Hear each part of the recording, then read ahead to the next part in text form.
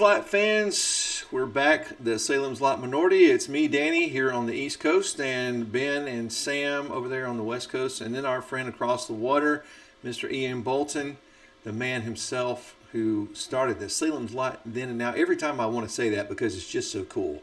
So anyway, we're all here. You guys want to say hey really quick, guys? It's all his fault.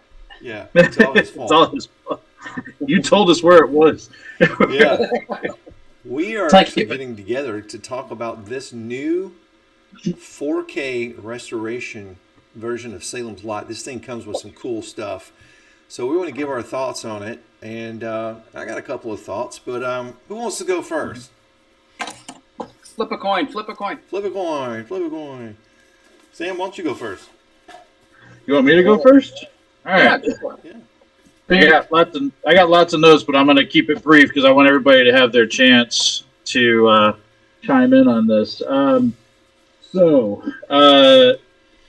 think this. All I can say is this is every fan's dream that we got something like this. I mean, as we're seeing, this film has been getting more popular, and I think, as you said, it's sites like Ian's that have sort of helped catapult that from this being kind of a obscure cult fan, miniseries from nearly 50 years ago to what it is now. And we're seeing companies like Waxwork Records, we're seeing companies like Arrow, we're seeing people actually putting things out to celebrate, what this film was. Watching the special features on it, I mean, I got it, at the beginning of April. And 2 days before my birthday, I really dived into it because I had finally gotten a 4K player to watch it. And I spent the 24 hours straight watching everything, from every commentary on it, even the old Tobe Hooper one that was from the 2016 release, to the ones that they had for the miniseries, and which was two film critics, and I want to make sure I get their names right. Let's see, where is it? Bill Ackerman and Amanda Reyes. And then also Chris Alexander, who did Salem's Lot, the movie. And he was watching the VHS release of that to do the commentary. Yeah. It was great. I really got a lot out of the Chris Alexander one. That one because he is responsible for this magazine. And the interviews with Tobe Hooper, Julie Cobb, and Lance Kerwin are in that booklet that came with the 4K release, and they're also in that Delirium magazine. And he goes in depth about just a lot about, how originally David Soul was looked at as a weak component of Salem's Lot, which really floored me. Mm-hmm. And I was going, I don't see how that's possible. And the way that he sort of described him was that he's internal, he's observing. He's the artist, whereas everybody else in the town is very loud and very kind of, everything is kind of like, oh, what's this? What's over here? Kind of like that sort of thing. And I sort of really liked that. He also talked about his relationship with Lance Kerwin, how he tried to get him to a con that was in Canada. And there were some issues with Lance getting a passport, and they were trying to do it. It was several weeks before he passed away, and he said he was going to come back and do the one in 2024, and unfortunately he passed away in 2023. So hearing that was very moving. Watching the special features, there was one that I really loved, and it's the one I really want to focus on for this. And I took some notes about it, and again, I want to make sure I get this woman's name right, but it was called here. We can be here. It's like Salem's Lot Today. We Can Be Heroes. It's a featurette by film critic Heather Wixon, and I really love that because it talked about how Ben and Mark are both kind of, Ben has no stakes in the claim of what's going on in Salem's Lot. He doesn't have any family there. He's just there to write a book about Marston House, and yes, he's gotten to know the people, but when things start going down, he could leave. He doesn't have to be there. And with Mark was kind of like the first incarnation of a horror fan that was put on a film. That that's what that's what this critic talked about, and I feel exactly the same.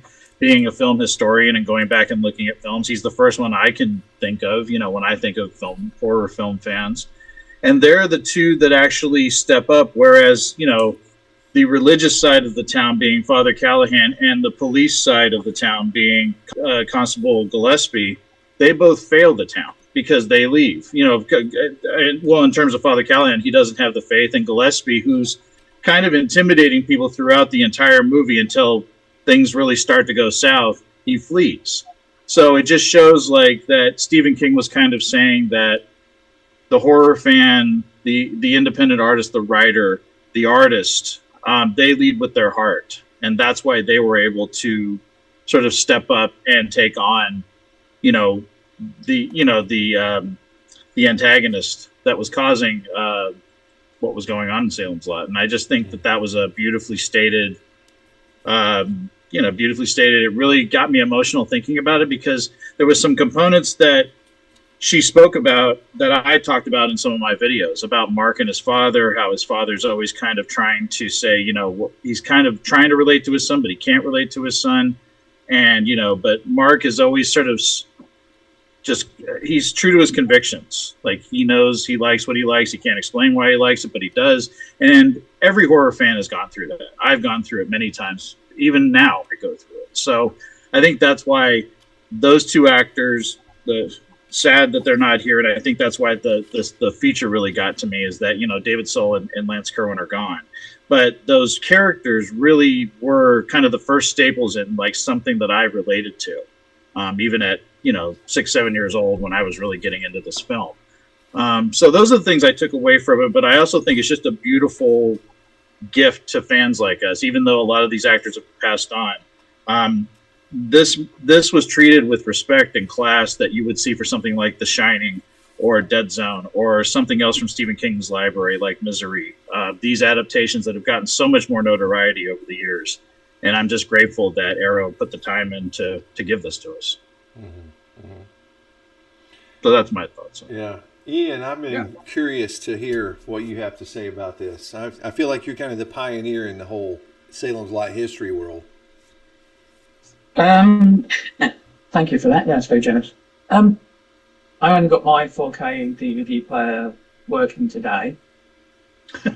I had a quick look through. I didn't spend 24 hours because I had 24 hours. But like Ben says, this is a treat. It's a real sort of honour. I mean, you mentioned my site as being a Kickstarter for everything, but I don't think that's the case, really. Nice of you to say so. And having said that, maybe it's piqued a lot of interest in people who've seen the film and maybe forgotten about it. And this is sort of rebirth their interest, their memories of seeing the film. So again, it's a great sort of tribute, a way of marking its existence. And yeah, I can't wait to delve into it deeper. I had a quick look at some of the featurettes. And I like the one that Ben mentioned, the Heather Whitson. Yeah, that made me think of you, Ben. Actually, completely. So yeah, to see how it got to you. Yeah, it did. Beyond that, the actual films themselves and the treatment of the film, I think it looks quite nice. Yeah, I'm impressed. Yeah, they look great. I remember seeing the Toby Hooper Blu-ray. What was that, 2016, 10 years ago? Yeah. And that improved things remarkably. How much clearer things were, but this is sort of taking it to the next step, which it should, being the quality that it is. So yeah, I'm impressed with that. Can't wait to delve deeper. But everything looks good to me. Mm-hmm. That's my take on it, really. Mm-hmm. Sam, you're up. What do you think? Give us your thoughts. The Straub. No pressure. Well, for me, being a visualist most of my life, you know, I was a very slow learner as a kid as far as verbalization. I've always kind of schooled with my own two eyes. I felt like my eyes were more of a teacher than, say, words. I think the thing that I took away from this new release, one, it was certainly well worth the wait, and it's been long overdue to have a proper digital treatment. And face it, there's only so much you can do with a TV movie because it's not quite a movie. So it's a step down from an actual featured film. So for years, we've always kind of put up and just gone with the graininess of it, lighting issues, some dust and dirt. That just kind of gives it its charm. And I think for the first time, the people either at Arrowhead or somebody who did a lot of the restoration really took proper care and time. They just didn't do it in a week. They probably had a series of months, literally sitting down with it. I wouldn't say frame by frame, but enough to really make things stand out. And I think for the first time when I watched this version of it, I'm noticing things in the background that I never noticed before. Yeah. And what I mean by that, there's like wall decor in certain scenes of Larry Crockett's office or Lance's bedroom, or just inside Eva's, what would be an Airbnb back then. The furniture, the bookshelves, the placard signs. I mean, everything stands out, especially inside Straker's antique shop. I'm seeing all of his antiques for the first time. I mean, of course, I'm seeing him, but my eyes are starting to pick up on what his collection is and what he has that is properly set up for him to set up his actual show. And I'm noticing things that I'm never seen before. And I think that's the beauty of 4K, is that it's literally bringing out every single detail that you didn't see the first 200 times that you're just now seeing. I noticed definitely that when Mike and Ned are in the truck picking up the sideboard, if you look closely on the front of the truck, there is a word that says white. And I don't know if that's just the name of the actual moving truck, but I've never seen that before. I've never seen that like literally as clear as day. You can easily brighten or contrast everything with 4K, but the fact that they still kept it dark, meaning that the theme of the movie had to be dark in certain spots. They didn't enhance anything where it took that mood away. So that's a very tedious, careful balance of trying not to do too much here, but bring it down here. It's literally a balancing act for that team to be able to do that kind of restoration. The sound's pretty much the same because I'm more of a sound guy. I can tell when something's on some kind of grid or like an equalizer. There's a lot more bass, meaning that when there's a lot more emphasis in Harry's score, it seems like it's fuller bodied. It's not just there, but there's a lot more emphasis into the lower bass notes, meaning that a tuba or something that plays a lower register is much more in the mix now. Especially when you see Barlow for the first time when he's in the cell. That seems to just have a broader atmosphere, and it really emphasizes Barlow's face to the T. It makes you can't look away. It just thrusts it right there. I wouldn't say the ones before it don't do that, but this somehow, everything's cleaned up. Everything is given proper treatment and proper judgment to make you lock in. I thought of you, Ben, with Lance's bedroom, that all the things that are like suspended from the ceiling, and when they're doing the painting around when he's doing the play for the when he's 1951, that one. For the first time, I'm actually drinking in detail. I'm drinking in what are on his shelves and the way he labels the little jars of things for his little paints and stuff. I saw it before, and you obviously knew what he was doing, but for the first time, you're really honing in on the detail of how set up he has got it. And so that's taken more seriously. The thing I've noticed too, and I don't know why I'm noticing it now, is that in the early promotional shots, especially, there is a figure on the Marston house that is only in pictures and not even in promo photos, but there's a silhouette. Yep. Noticed it too. There. And you see it in the TV Guide advert. You see it in a couple posters. You definitely see it here, which, again, the book alone on this set is just beautiful. candy. Yeah. There's still photos that even our Tony Earnshaw book doesn't even have. And it's like, this just can't get any better. Oh, yes, it can. Yeah. But I noticed that's kind of trippy. That is never featured in any frame of the film. So it must have been something that they just eventually just went, well, there's no need for it, or it's properly discarded. But I found it interesting that the very first few things that they were really pushing us to the audience had that figure, had that silhouette. And it glowed. Yeah, I kept thinking it was like Ralphie or something, or that's what it was meant to interpret it as, Ralphie somehow in that window. Yeah. I don't know. That's what I kept thinking it was, or was it a spirit in the house because the house is haunted? So, I mean, there's a couple of things that it could have been, but I've seen it in multiple, like, picture, like you said, the TV guide, things like that. It's right there, prominently featured. But then it's not in the movie anywhere. No, but it's one of those short-lived things, and maybe it was something Stephen King did at the beginning of some kind of sketch. Who knows what that implied? But I noticed that that's pretty prominent with these things coming out. Mm-hmm. Yeah, no, very true. And also, what people forget too is that not only do we have the '79 quote miniseries, we do have the overseas version. And I'm convinced, as someone who has been an engineer and who's done visual effects and so on, that I swear that they're taking the 4K restoration from the miniseries and just did another transfer to the UK while using the alternate scenes, because it seems a little too comparable to restoration. I don't think they took that transfer or that cut and did it on its own platform. It seemed like they already took that 4K that they already did and just overlapped it. Mm-hmm. That's my eyes. I don't know if anyone really caught that. There's not much of a difference. It has the same look, but they're keeping in the alternate scenes that we're so familiar with the overseas version. But if you have that copy, it's kind of like an aqua moss green a lot of the time, and kind of an aqua blue green. That had to be really hard to try to figure out how to get rid of that tone or that kind of screen filter to make it more cohesive and get the contrast up. But no, this thing's amazing. It's almost like a companion to the book that we reviewed about a year ago. Yeah. Got to get the visual part of the book. Now, with those two, I think that's what most Salem's Lot fans are going to glom onto. These are the two essential things, this and the Tony Char book. Yeah, the second volume. Yeah, that second volume just, I mean, that's when you talk about, not to get into that because I want Danny to be able to speak, but that second volume of that Studies in the Horror Film, I mean, that just like, it's just like it's just amazing what they were able to do and stuff that we've never seen before, being the fans that we are. Yeah. Yep. For me, my thought was, I think all of us have watched this movie so many times.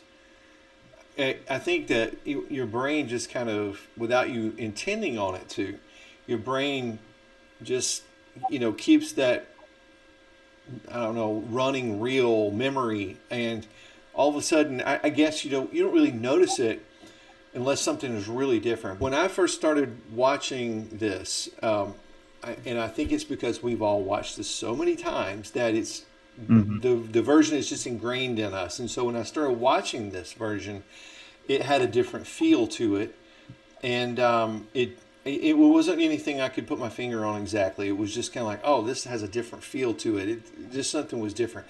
But yeah, it was those little things that you notice. Of course, I paid attention.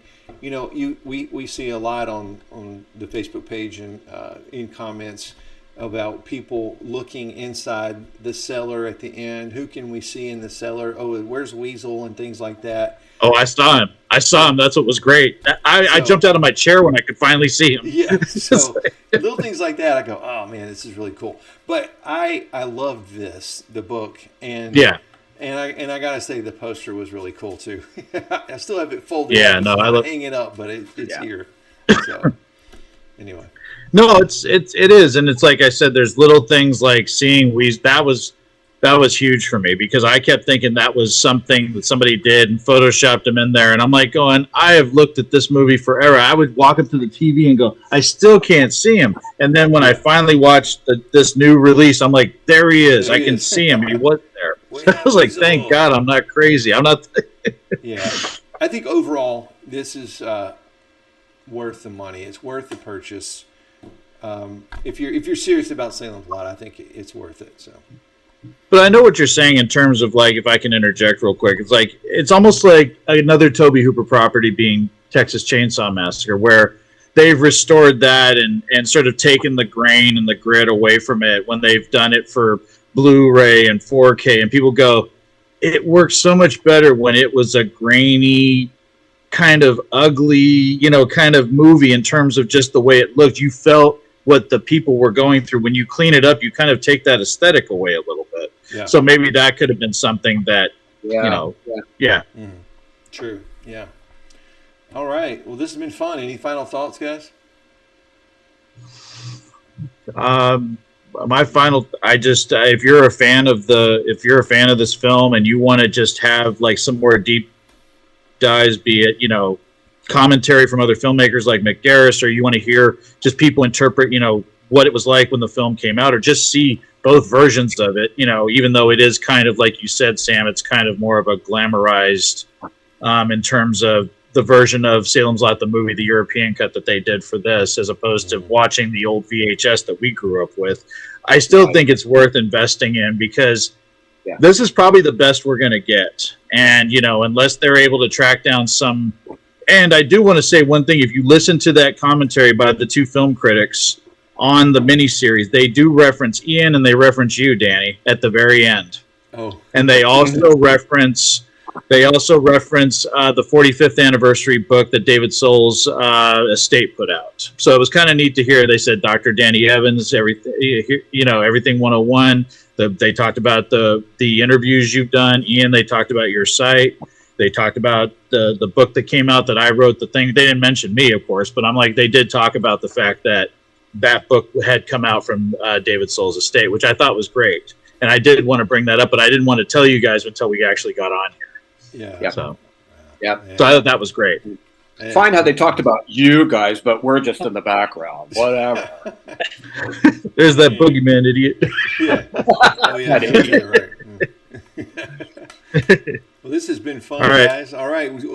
If you're a Salem's Lot fan, make sure you tune in next time. We're going to be talking about this newly released soundtrack. We got to break that thing down. So we'll see you on the next episode. Thanks, everyone.